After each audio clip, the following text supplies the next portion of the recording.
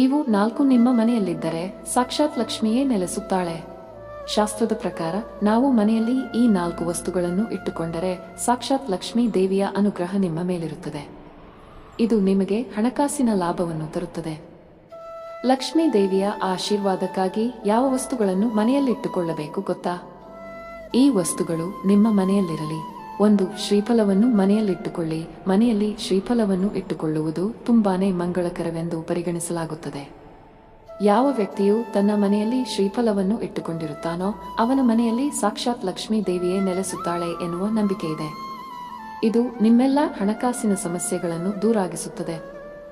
ಹಣದ ಸಮಸ್ಯೆಗಳನ್ನು ಹೊಂದಿರುವವರು ಈ ಕೆಲಸವನ್ನು ಮಾಡುವುದು ತುಂಬಾನೇ ಒಳ್ಳೆಯದು. 2. ಗೋಮತಿ ಚಕ್ರ. ಮನೆಯಲ್ಲಿ ಗೋಮತಿ ಚಕ್ರವನ್ನು ಇಡುವುದರಿಂದ ಸಂತೋಷ, ಶಾಂತಿ ಮತ್ತು ಸಮೃದ್ಧಿಯನ್ನು ತರುತ್ತದೆ.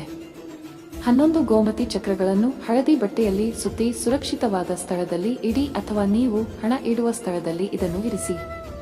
ಇದು ನಿಮಗೆ ಲಕ್ಷ್ಮೀ ದೇವಿಯ ಆಶೀರ್ವಾದ ಸಿಗುವಂತೆ ಮಾಡುತ್ತದೆ ಎಂದು ಹೇಳಲಾಗುತ್ತದೆ.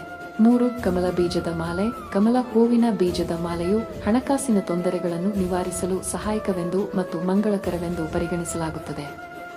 ಕಮಲದ ಹೂವಿನ ಬೀಜದ ಮಾಲೆಯನ್ನು ಇಟ್ಟುಕೊಳ್ಳುವುದರಿಂದ ಸಂಪತ್ತಿಗೆ ದಾರಿ ತೆರೆಯುತ್ತದೆ ಎಂದು ನಂಬಲಾಗಿದೆ. ಇದರಿಂದ ನಿಮ್ಮ ಮನೆಯಲ್ಲಿ ಧನಾತ್ಮಕ ಶಕ್ತಿ ನೆಲೆಸಿರುತ್ತದೆ. 4. ಆಮೆ. ಆಮೆಯನ್ನು ವಿಷ್ಣುವಿನ ಅವತಾರವೆಂದು ಪರಿಗಣಿಸಲಾಗುತ್ತದೆ.